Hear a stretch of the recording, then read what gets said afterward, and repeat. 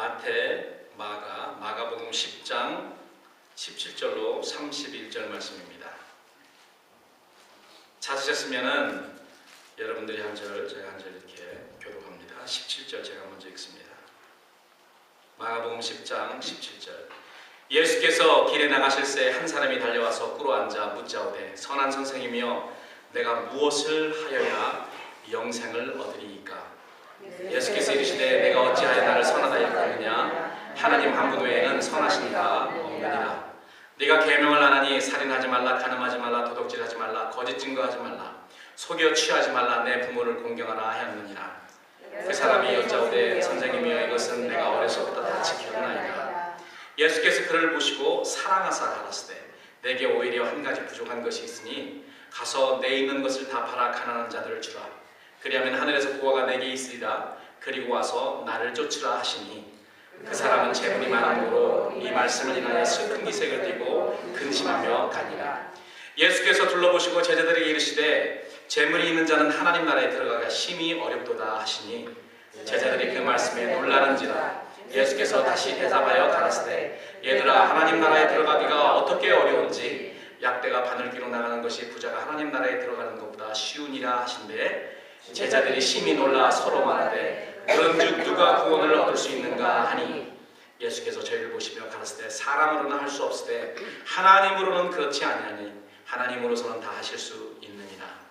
베드로가 여짜와 가로되 보소서 우리가 모든 것을 버리고 주를 쫓았나이다. 예수께서 가라사대 내가 진실로 너에게 이르노니 나와 및 복음을 위하여 집이나 형제나 자매나 어미나 아비나 자식이나 전토를 벌인 자는 금세에 있어 집과 형제와 자매와 모친과 자식과 전토를 100배나 받되 핍박을 겸하여 받고 내세에 영생을 받지 못할 자가 없느니라. 31절 다같이 그러나 먼저 된 자로서 나중되고 나중된 자로서 먼저 될 자가 아니니라. 아멘. 특별히 오늘 우리가 읽은 말씀 중에서 그런즉 누가 구원을 얻을 수 있는가? 제자들이 서로 우리 주님의 말씀에 반응해서 이렇게 물어본 그 질문에 관해서 한번 우리 마가복음 10장을 통해서 여러분들과 함께 은혜 나누고자 합니다. 우리는 예수님을 믿지 않는 그런 사람들에게 전도할 때에 여러분 교회 나가십니까? 이렇게 물어보고 그 다음에 예수 믿고 구원 받으세요 라는 말을 제일 많이 사용합니다. 그러나 미국 건국의 조상인 청교도들은 예수님을 믿지 않는 사람에게 전도할 때 다음과 같은 말을 하였다고 합니다. 사람이 두 번 태어나면 한 번 죽고 한 번만 태어나면 두 번 죽습니다. 여러분 한번 따라서 하실래요? 사람이 두 번 태어나면 한 번만 죽고 한 번만 태어나면 두 번 죽습니다. 이렇게 이야기하면 그 말이 좀 의아하잖아요. 어떻게 두 번 태어나야 한 번 죽고 한 번만 태어나면 두 번 죽는가? 의아해하는 그 사람들에게 다음과 같은 진리를 설명하면서 전도했다고 합니다. 사람이 두 번 태어나면 한 번 죽는다는 말은 엄마 뱃속에서 나음으로 한 번 태어나고 또 예수 그리스도를 믿음으로 받아들임으로써 거듭나게 되잖아요. 우리가 그래서 이 영어로 born again, rebirth, regeneration, 다시 태어난다는 말을 사용합니다. 육적으로 다시 태어난다는 말이 아니고 영적으로 다시 태어나는 거죠. 우리가 한 번 다 엄마 뱃속으로부터 태어났는데 이제 예수 그리스도를 영접함으로 영적으로 다시 태어나는 것입니다. 이렇게 두 번 태어나면 어떻게 한다고요? 한 번만 죽어요. 모든 사람이 다 죽잖아요. 이제 70살, 80살, 90살 모르죠. 이제 다음 세대는 100살까지 살지 모릅니다. 그러나 한 번은 다 죽잖아요. 육체적인 죽음 한 번만 죽습니다. 그러나 예수 그리스도를 이 땅에서 영접하고 영생을 얻었기 때문에 구원을 얻었기 때문에 그 다음 세상에서는 영원히 산다는 것입니다. 다시 죽지 않습니다. 그렇기 때문에 한 번만, 두 번 태어난 사람은 한 번만 죽는 것입니다. 그러나 이 세상에서 한 번만 태어난 사람은 두 번 죽는다. 이 세상에서 엄마 뱃속에서 한 번 태어나서 평생 예수 그리스도를 영접할 수 있는 그 기회를 하나님이 주셨습니다. 여러분 우리가 70살, 80살 이 세상에서 사는 것은요 하나님께서 예수 그리스도를 영접할 수 있는 예수 그리스도를 믿고 영원히 다시 죽지 아니하는 그러한 아름다운 은혜를 주시고자 우리에게 기회를 주시는 거예요. 70년, 80년 동안 그 예수님을 그래서 영접해서 예수님 닮아가고 예수님 쫓아가는 그런 생활을 하기 위해서 우리 주님께서 하나님께서 우리에게 그 기회를 주시는데 많은 세상 사람들이 그 하나님이 우리에게 주신 구원의 방편을 평생 거부합니다. 그렇기 때문에 80살, 90살 돼서 한 번 죽는 것이 아니고 그 다음에 하나님 앞 심판대에 서서 하나님이 우리에게 우리 평생에 구원의 방편으로 주신 예수 믿고 구원받는 이 방편을 거부했기 때문에 영원히 죽는 것입니다. 두 번 죽는 거예요.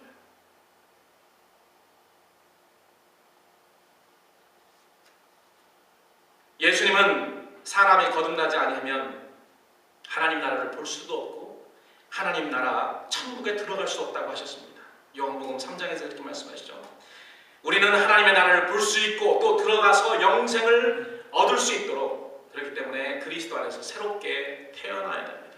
이 새롭게 예수 그리스도 안에서 태어나는 것이 영생이고 구원이고 하나님 나라에 들어가는 것이고 하나님 나라에 파는 나라를 보는 것입니다.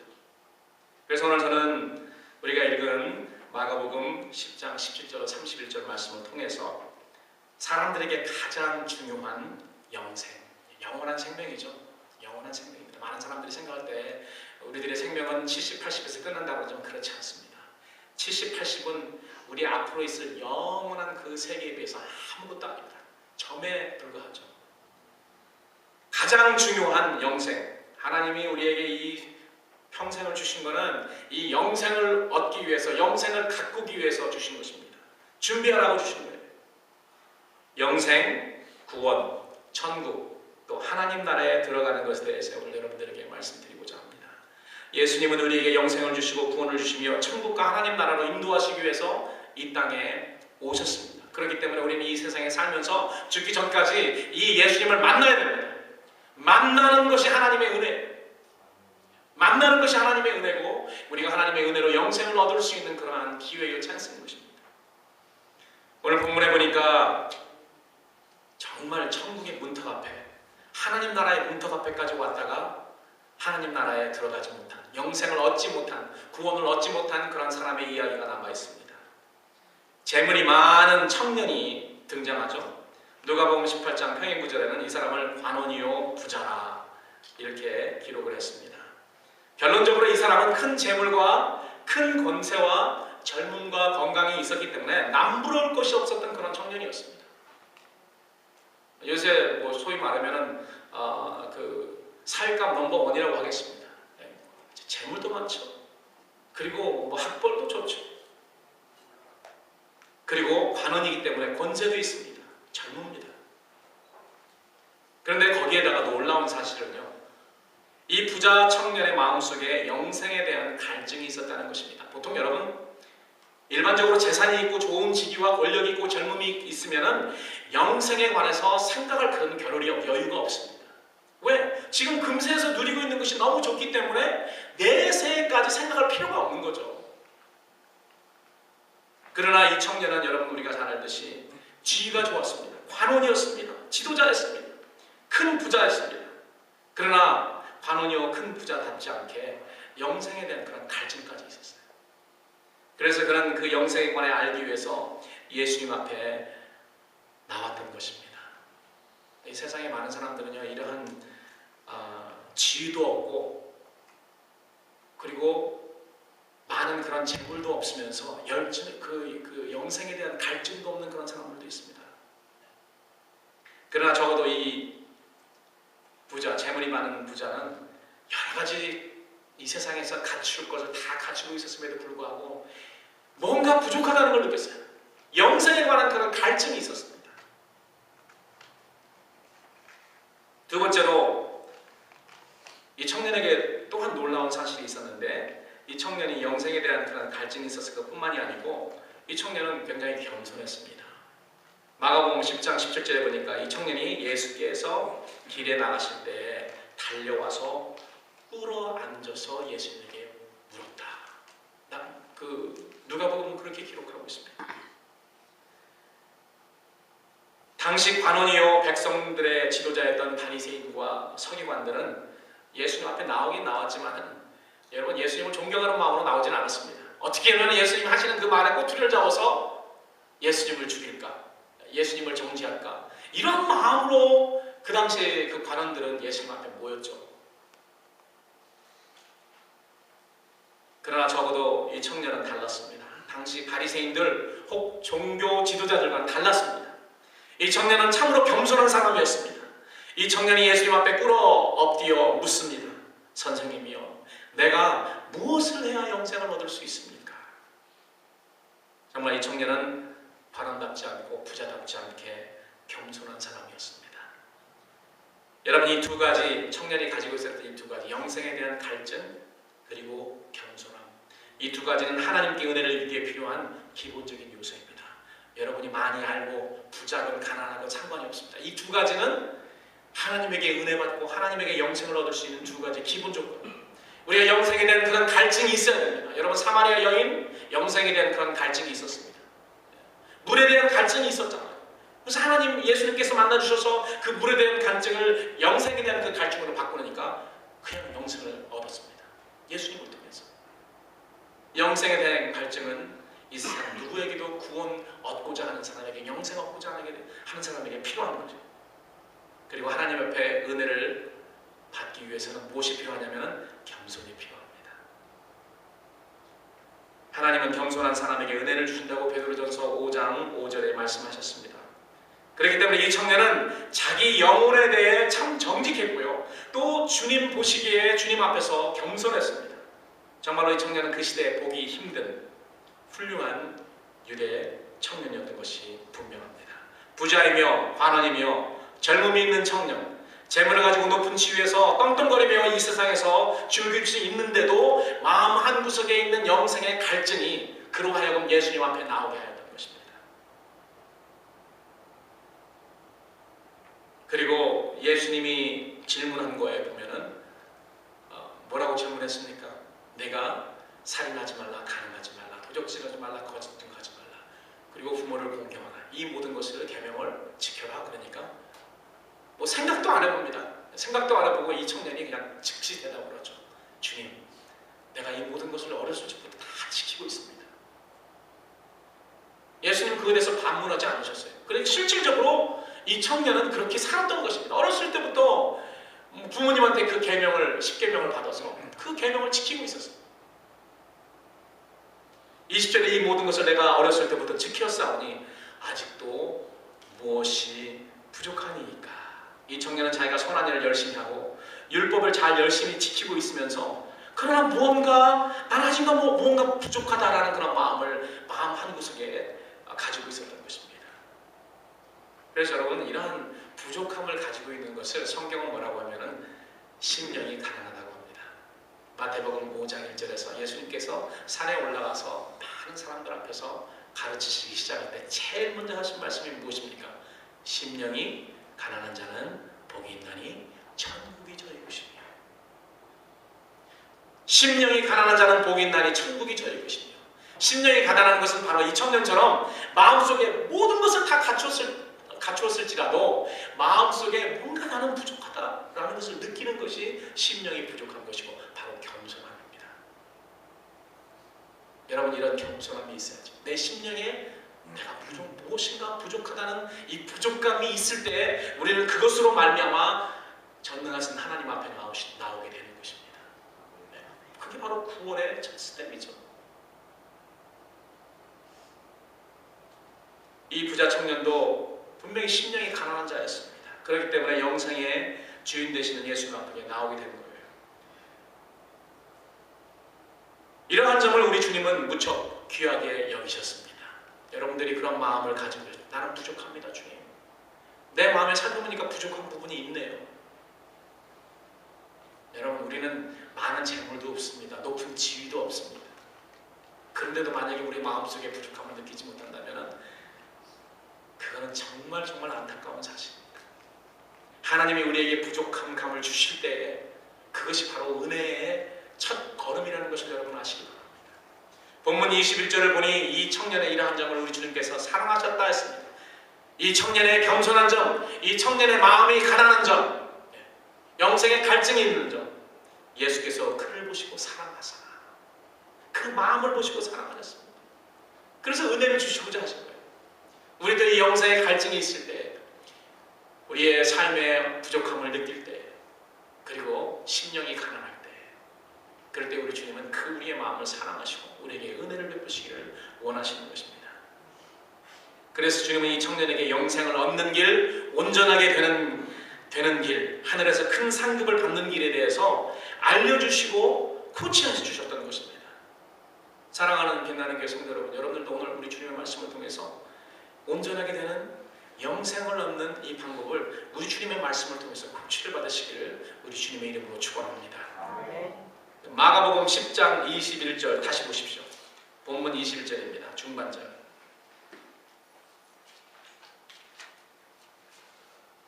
마가복음 10장 21절 예수께서 우리 다 같이 한번 21절 읽습니다. 시작. 예수께서 가라사대 내게 오히려 한 가지 부족한 것이 있으니 가서 내 있는 것을 다 팔아 가난한 자들을 주라. 그리하면 하늘에서 보화가 내게 있으리라. 그리고 와서 나를 쫓으라 하시니. 네, 이거에 대해서 아멘한 사람 딱 한 사람뿐이 없습니다. 돈이 많이 없으신 것 같아요. 돈이 많이 있는 사람은 아멘을 할 수가 없습니다. 실질적으로 그래요. 그렇기 때문에 돈이 많이 있는 사람, 부자는 천국에 들어가기 어렵다고 예수님께서 말씀하신 것입니다. 이 청년이 예수님께 질문한 내가 무엇을 해야 영생을 얻으리까? 라는 질문에 대한 예수님의 대답, 그 대답에 대한 이 청년의 반응, 그리고 제자들의 반응을 단계적으로 여러분들과 우리가 살펴보면서 예수님께서 제자들에게 영생과 온전하게 되어 하늘에서 상급 얻을 수 있는 그 길을 어떻게 가르치셨는지, 누가 구원을 얻을 수 있다고 예수님께서 말씀하셨는지 살펴보도록 하겠습니다. 첫 번째로 예수님은 오늘 본문을 통해서 제자들에게 특별히 이 부자 청년에 관하여서 말씀하시면서 이러한 그 교훈을 제자들에게 주셨습니다. 수동적으로 지키는 계명은 영생을 얻기에 부족하다는 것입니다. 유대인들이, 구약 백성들이 수동적으로 모세의 율법을 지켰습니다. 이 부자 청년 역시 마찬가지입니다. 어렸을 때부터 계명을 배웠기 때문에 모세 율법을 배웠기 때문에 그 모세 율법대로 살았습니다.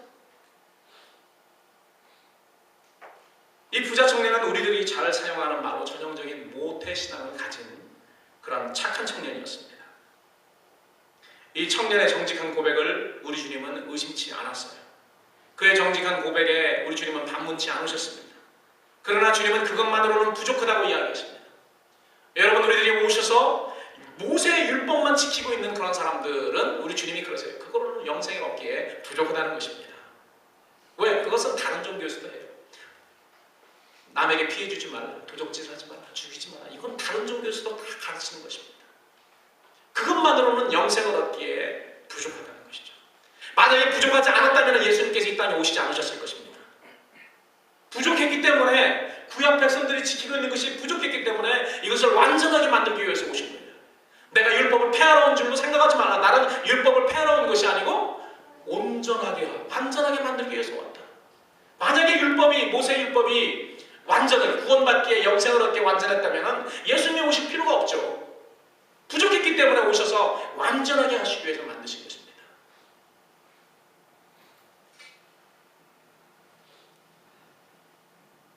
이 청년이 지켰던 계명은 참으로 수동적인 거였어요. 살인하지 말라, 간음하지 말라, 도적질하지 말라, 거짓 증거하지 말라, 속여 취하지 말라, 내 부모를 공경하라. 내 부모를 공경하라. 이 5계명 이외에는 모든 계명은 다 남에게 피해를 주지 말라는 극히 기본적이고 도덕적인 계명이며 수동적인 계명입니다. 하지 말라, 하지 말라, 하지 말라, 하지 말라. 이런 것들을 지켜야 하는 것은 여러분 너무나도 기본적인 것입니다. 이거는 뭐 말할 필요도 없습니다.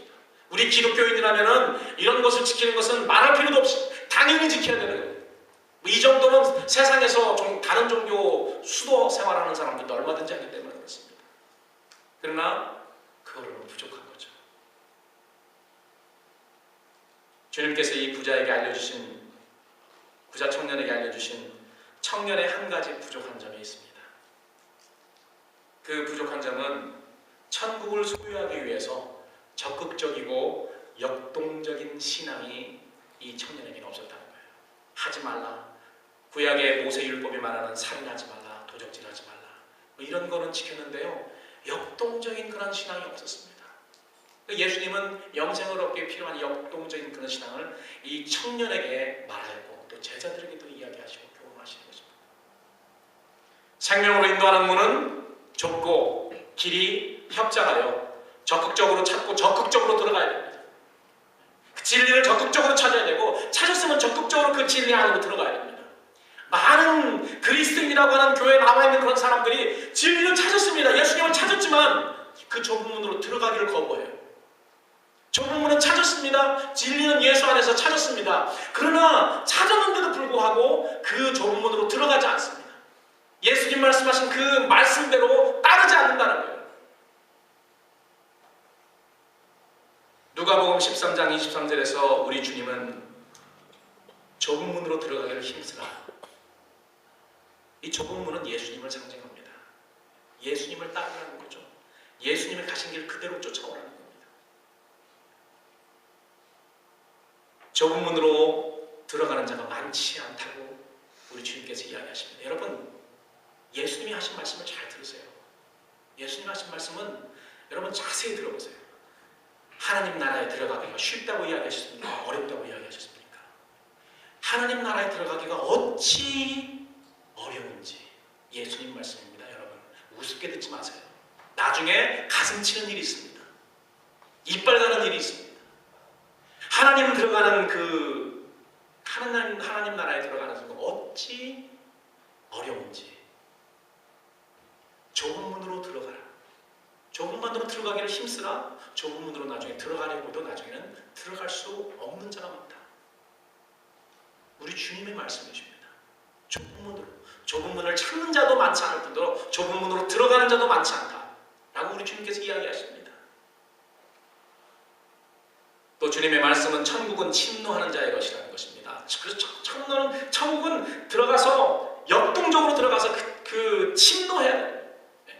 뭐 공격하는 것처럼 우리가 전쟁에서 가서 뺏어오는 것처럼 그렇게 해야 된다는 것이죠.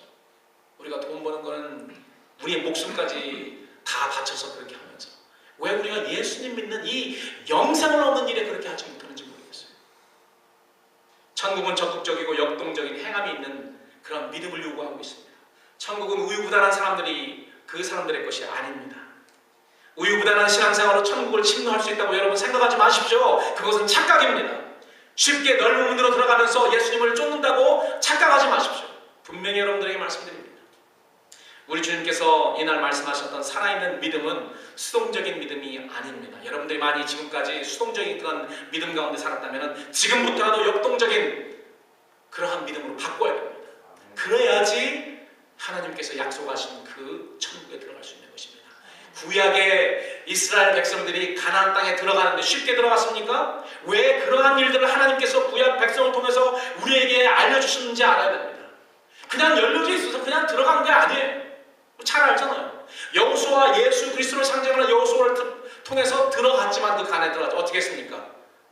눈 깜짝할 사이에 자기 땅이 됐냐고요? 그렇지 않습니다. 목숨을 걸고 그 땅을 침노했던 것입니다. 그래서 다 하나씩 뺏었잖아요. 거기는 땅. 그래서 몇백 년 걸쳐서 그 땅이 자기 땅이 된 것입니다. 그래서 예수님께서 그것을 기억하시면서 천국은 침노하는 것이다. 너희 조상들이 가나안 땅에 들어올 때 이 땅에 와서 침노했던 것처럼, 그리고 여리고성을 취하고 아이성을 취하고 그리고 헤브론을 취한 것처럼 침노하는 자의 것이다.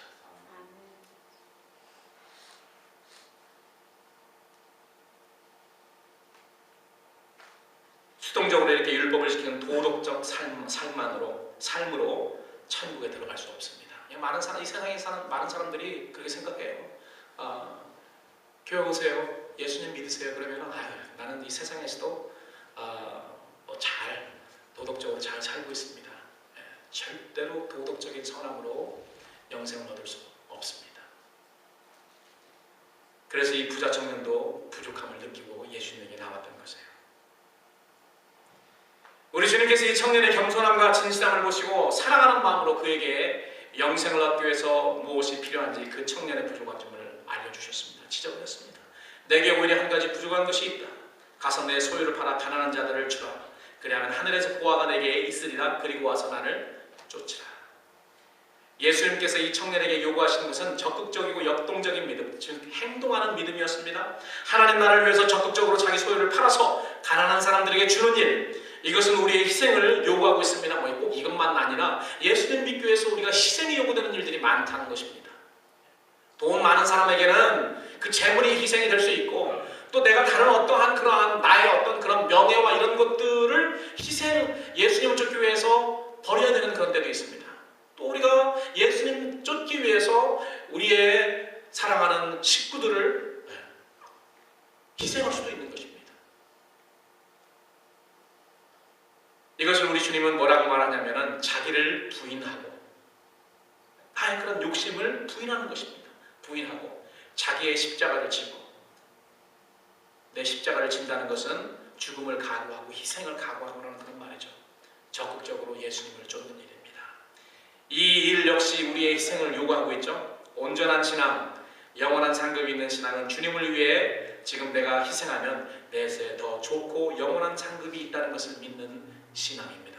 여러분, 이 믿음이 없으면요, 우리가 이 세상에서 예수님이 우리에게 명령하신 것처럼 그런 삶을 살 수가 없습니다. 내세 하나님께서 더 좋은 것으로 주신다는 믿음이 없는데 어떻게 이 세상에서 내가 움켜쥐고 있는 것을 놓을 수 있습니까? 내가 힘들여서 벌어놓은 것, 힘들어서 내가 갖춘 이 모든 것을 어떻게 배설물처럼 버릴 수 있냐고요. 사도 바울이 자기가 가지고 있던 그런 모든 것을 배설물처럼 예수님을 위해서 생각한 것은 하나님이 더 좋은 것으로 내세해 주신다는 그런 믿음이 100% 확실했기 때문입니다. 지금 내가 우리 주님을 위해서 죽으면 우리 주님께서 영원한 생명으로 주신다는 그러한 믿음이 100% 확고하지 않은데 내가 어떻게 주님을 위해서 죽을 수 있냐고요. 1%라도 거기에 대해서 확신이 없으면, 99%는 확신한데 1% 확신이 없으면 내가 주님을 위해서 죽을 수 없습니다. 어떻게 합니까? 여러분, 내가 비행기에 오르는데 이 비행기가 1% 추락할 염려가 있다, 가능성이 있다면 여러분 그 비행기에 타십니까? 안 타십니까? 1% 있으면 안 탑니다. 나 같으면. 예수님을 위해서 죽는 것도 마찬가지예요. 1% 만약에 내가 의심이 있으면 예수님을 위해서 어떻게 죽냐고. 그러나 이제까지 많은 우리의 선조들이 자기의 목숨까지, 믿음의 선조들이 자기 목숨까지 아끼지 않고 주님을 위해서 그렇게 한 이유는 100% 거기에 대한 확신이 있었기 때문에 그렇습니다. 사랑하는 성도 여러분, 희생 없이 주님을 쫓을 생각하지 마십시오. 우리의 십자가를 짊어지지 않고 주님을 쫓을 생각을 하지 말라는 것입니다. 신앙은 일불 집어넣고 만불을 따내는 라스베가스의 슬롯 머신이 아닙니다. 각자의 십자가를 지지 않고 주님을 절대로 쫓아갈 수 없습니다. 각자의 희생 없이는 절대로 주님을 쫓아갈 수 없다는 말입니다. 우리 주님은 부자 청년에게 예수님을 쫓기 전에 먼저 자기의 십자가를 지는 적극적이고 역동적인 그런 믿음을 가질 것을 요구하셨습니다. 그러자 이 부자 청년은 재물이 많기 때문에 그것을 팔아서 가난한 자들에게 주라는 그 말씀에 고민이 생겼죠. 그래서 근심하며 그냥 가버렸습니다. 여러분, 우리는 재물 많은 이거에만 포커스를 맞추지만은, 여러분, 이거는 이 청년에 관한 거였고요. 우리는 다 다릅니다. 우리는 먹고 사는 것 때문에 그래요. 먹고 사는 것 때문에 예수님 팔아먹을 때가 얼마나 많이 있습니까? 먹고 사는 것이 먼저이기 때문에 그렇습니다. 우리의 가지고 있는 자존심 때문에, 명예 때문에 얼마나 많은 것들이 우리의 예수님을 쫓는데 방해물이 되는지 모릅니다. 예수님을 쫓아가는데 방해물이 되는 그 모든 것은요, 우리 주님이 그 예수님을 따르기 전에 먼저 그것을 해결하라는 것입니다. 좁은 문으로 들어가는데 우리가 만약에 비대에 있으면 들어갈 수 있습니까? 없습니까? 들어가지 못하고 엄두를 내지 못하는 거예요.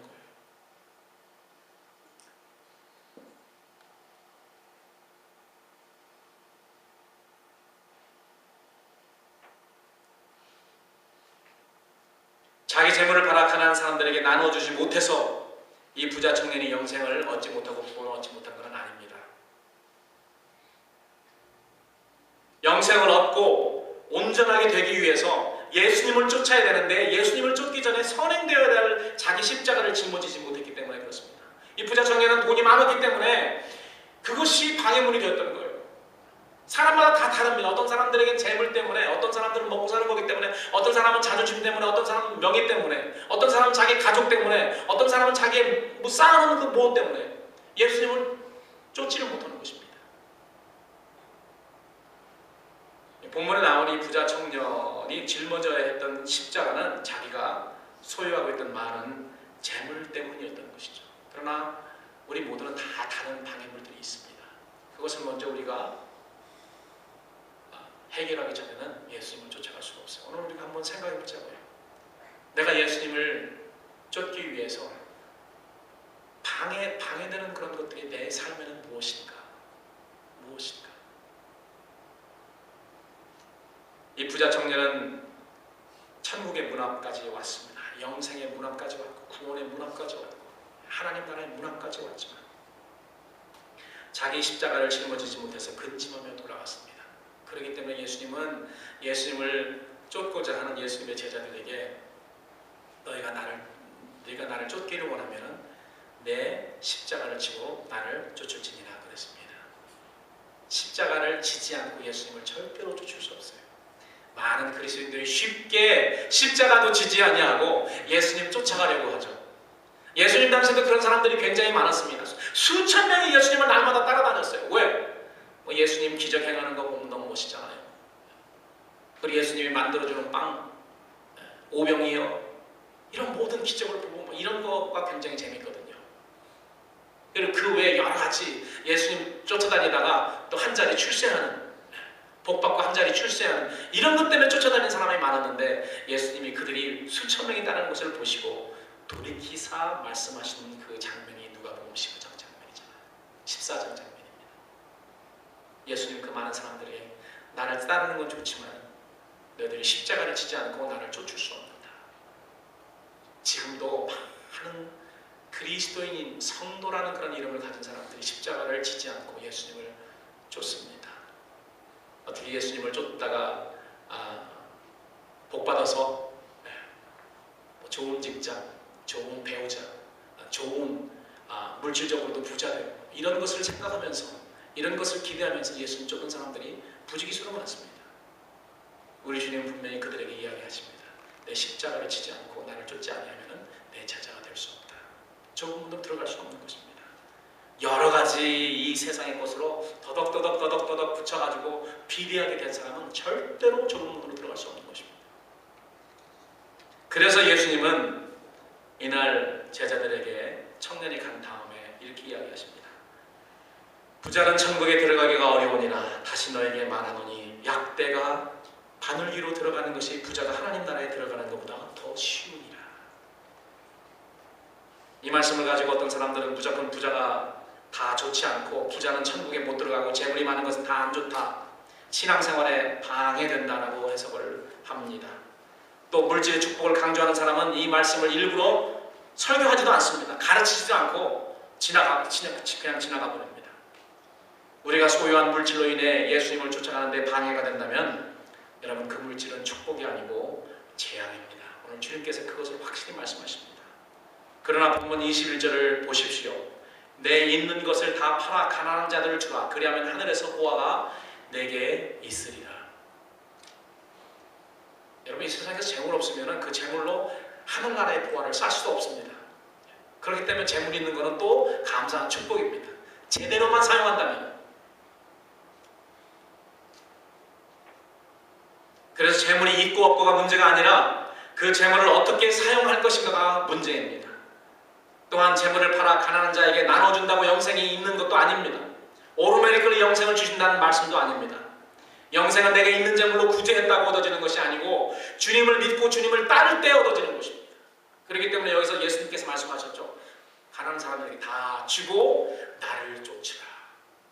예수님을 쫓기 때문에 구원 얻고 예수님을 쫓기 때문에 영생 얻는 거지, 가난한 사람에게 내 재물을 팔아서 구제했기 때문에 영생을 얻는 것은 아닙니다. 그러나 그 물건이 재물이 많기 때문에, 명예가 많기 때문에, 뭐 내가 쌓아놓은 것이 많기 때문에 예수님을 쫓지 못하는 것, 방해물인 거예요. 방해물을 먼저 해결하라는 것이죠. 우리 주님은 그리고 와서 나를 쫓으라 라고 말씀하셨죠. 주님께서 인도하신 대로 주님을 따라 갈보리 언덕이든 어디든 사망의 음침한 골짜기든 어디든 갈 수 있는 사람은 예수님을 위해서 나의 모든 좋아하는 것을 다 포기할 수 있는 사람들입니다. 사랑하는 성도 여러분, 우리 주님께서 부자 청년에게 말씀하신 이 진리는 꼭 물질이 많은 부자에게만 적용되는 말씀이 아닙니다. 지식과 학식이 많음으로 인해서, 그리고 어떤 때는 내 자존심이 많아서 그것 가지고 따져보느라고 예수님을 믿지 못하고 보이지 아니하는 하나님을 믿지 못할 때가 많다는 것입니다. 그런 사람들에게 우리 주님은 지식과 학식을 버리고 내게 와서 배우고 나를 쫓으라 말씀하실 것이 분명합니다. 만일 그 지식과 학식을 부인하지 않는다면 그 사람 또한 십자가를 짊어지지 않는 사람인 것입니다. 뿐만 아니죠, 우리들에게는 왜 십자가를 질 수 없는지 다 그럴듯한 이유가 있습니다. 재물도 있고요, 학식, 우리의 또 연약함, 또 자녀, 식구들, 여러 가지 이유가 있습니다. 여러분 생각에 이 부자 청년이 영생을 얻었다고 생각하십니까? 얻지 못했다고 생각하십니까? 사실 이 부자 청년에 대해서 성경은 더 이상 언급하지 않습니다. 성경은 이 청년이 근심하며 돌아갔다라고만 말하고 있습니다. 근데 예수님께서 부자는 하나님 나라에 들어가기가 어렵다, 약대가 바늘귀를 뚫고 지나가는 것이 더 쉽다고 이야기한 것을 보면은 아마 이 부자 청년은 다시 주님께 돌아오지 않았던 것이 분명합니다. 마지막으로 우리 주님께서 27절에 말씀하십니다.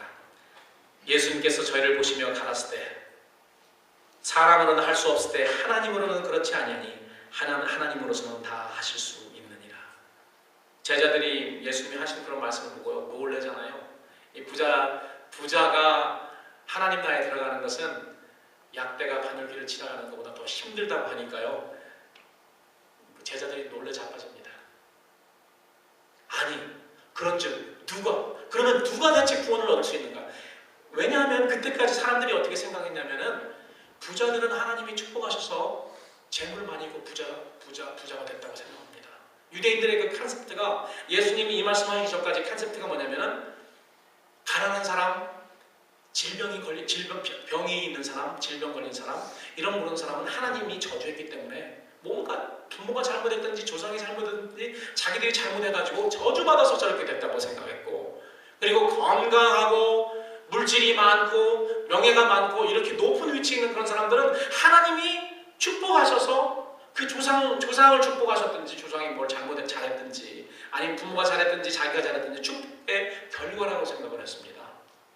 그래서 이 부자 청년이 왔을 때 제자들도 그렇게 생각했을 거예요. 저 사람은 하나님의 축복을 받은 사람이라고요. 그런데 예수님이 부자는 천국에 들어가기가 어렵다, 심히 어렵다고 하니까 제자들이 다, 그럼 우리는요? 하나님의 축복을 받은 부자가 만약에 천국에 들어가는 것이 낙타가 바늘귀 뚫고 지나가는 것보다 더 힘들다면 그럼 우리들은 뭐예요? 우리들은 어떻게 되는 것입니까? 우리들은 천국에 그러면 아주 그냥 들어갈 가능성이 하나도 없다는 그런 말이네요. 그래서 예수님께서 27절에 예수께서 저희를 보시며 가라사대 사람으로는 그렇게 할 수 없는 것이 많다. 너희들이 뭘 하고 안 하고에 따라서 그렇게 되는 것이 아니라 하나님은 하실 수 있다. 하나님으로서는 다 하실 수 있다. 하나님이 우리에게 은혜를 주시면 가능하다는 말입니다. 하나님의 은혜를 받으면 이 모든 일이 가능합니다. 은혜의 성령님이 우리 안에 오시면 우리로 하여금 모든 것을 부인하고 각자의 십자가를 지고 예수 그리스도를 쫓도록 도우십니다. 하나님으로만 가능하기 때문에 하나님의 방법을 사용해야 되는 것입니다. 우리가 예수 그리스도 안에 들어가 있을 때, 우리가 성령 안에 들어가 있을 때, 성령님이 우리 안에 계실 때 가능한 겁니다. 우리가 믿음으로 예수 그리스도 안에, 하나님의 말씀으로 그 예수 그리스도 안에 들어올 때 예수님은 바늘 구멍으로 들어갈 수 있습니까? 없습니까? 여러분 어떻게 생각하세요? 예수님은 그렇게 들어가셨습니다. 예수님은 그렇게 들어가셨기 때문에 우리가 예수 그리스도 안에 있으면은 자연히 들어가는 거예요. 우리는 못 들어가지만 우리가 예수 그리스도 안에 있으면 예수님께서 들어가셨기 때문에, 그렇기 때문에 예수님은 내 안에 있으라, 나를 쫓으라, 그렇게 우리에게 명령하시는 것입니다. 사랑하는 성도 여러분, 저는 오늘 여러분들에게 이렇게 우리가 율법을 지켜서 또 도덕적으로 산다고 구원을 얻는 것이 아니죠. 예수님을 믿기 때문에 우리 자신을 부인하고 우리 각자의 십자가를 지고 예수님을 쫓는 자만이 주님 안에 거하게 되고 구원을 얻고 영생을 얻고 하나님 나라가 그들의 것이 되는 것입니다. 그러나 많은 사람들이 구원을 얻기는 원하지만 구원을 주시는 구원자이신 예수님을 쫓는 것은 거부합니다. 현대 교회의 문제가 여기 있다고 저는 생각해요. 많은 사람들이 구원을 얻기를 원합니다. 그러나 구원자이신 예수 그리스도를 쫓는 것은 거부합니다. 왜? 너무 많은 희생이 필요하거든요. 너무 많은 희생이 필요하기 때문에 내가 뭐 예수님 복 받으러 내가 얻으려 왔지 내가 포기하러 왔나? 우리들은 마음은 그게 있어요. 그러나 우리 믿는 성도들은 성령님께서 우리 진리를 가르치셨다면 우리는 믿음이 생기기 때문에 그렇게 생각하지 않습니다. 예, 맞습니다. 우리는 얻습니다. 포기하는 것이 아니라 우리는 얻게 됩니다. 언제 얻게 되냐면 우리는 영원한 생명을 얻게 되는 것입니다. 영원한 영광을 얻게 됩니다. 우리가 이 세상에서 포기하는 건 예수님 쫓기 위해서 포기하는 건 정말 세 발의 피입니다. 아무것도 아니에요. 사도 바울이 로마서 8장에서 그렇게 말씀하시잖아요. 우리가 앞으로 얻을 그런 영광은 우리가 지금 이 세상에서 경험하고 있는 그 예수님 때문에 경험하고 있는 이 고난은 앞으로 얻을 그 영광에 비해서 아무것도 아니다. 비교할 수조차 없다고 이야기하십니다. 우리는 엄청난 것을 얻기 위해서 예수님을 믿습니다. 그건 확실합니다. 그러나 우리의 마인드가 우리의 생각이 이 세상에서 얻을 거에만 만약에 픽스되어 있다면 그건 문제죠. 그건 문제입니다. 믿음이 우리의 이 금세에서만 우리가 포커스되어 있다면 내세의 소망과 내세의 그 믿음에 되어 있지 않는다면 그건 문제 있는 믿음입니다. 우리 주님이 오늘 말씀하신 영생은 그 생명을 말씀하시잖아요. 하나님의 은혜는 첫째로는 어떤 희생을 치르는 예수 그리스도께서 가시는 곳이면 어디든 쫓아가겠다 결심한 그리스도 안에 있습니다. 어린 양이 어디로 인도하든 그를 쫓는 사람에게는 영생을 이렇게 우리 주님께서 약속하신 것이고, 둘째로는 나의 십자가를 지고 그 길을 갈 수 있도록 항상 옆에서 도우시고 우리를 위해서 간구하시는 성령님을 허락한 것이 또한 하나님의 은혜인 것입니다. 이런 하나님의 은혜가 빛나는 교회 속한 모든 성도들의 삶에 충만하여서 유일한 구원의 길이신 예수님을 언제든 또한 어떤 상황에서든 쫓아갈 수 있는 그런 여러분들이 되시기를 우리 주님의 이름으로 간절히 축원합니다. 기도하겠습니다.